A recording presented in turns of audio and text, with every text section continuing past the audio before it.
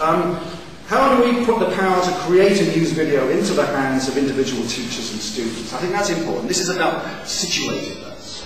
You know, we can't just go handing them these videos.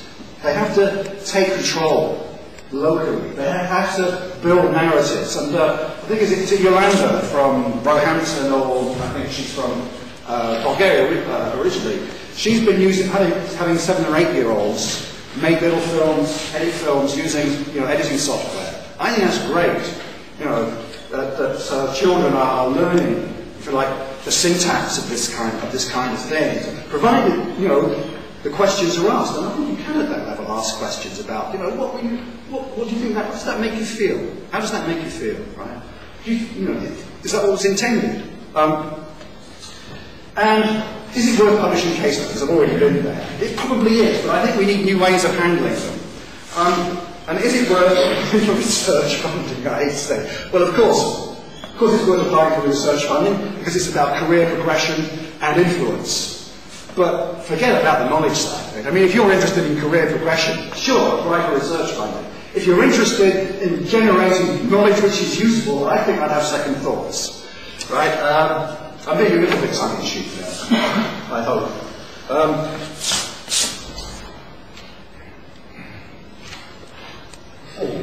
Perhaps it builds up, and by the time you get to the end, you need 5 touches. Yes. Right. And what I therefore would ask is, have you learned anything at this conference? I hope you have.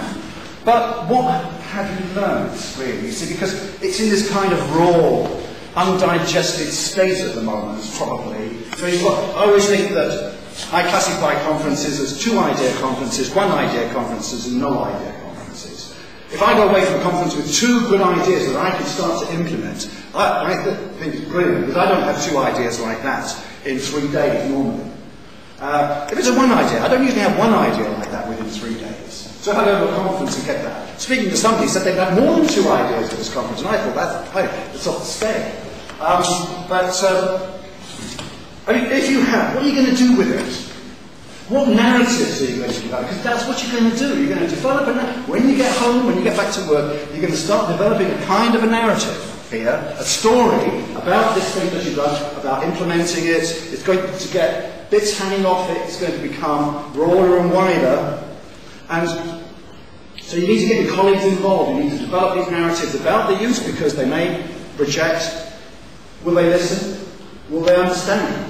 It's thinking now about it. How is that going to work when you get home? Who are the people? Can you involve them in the development of the narrative rather than pinging it straight at them?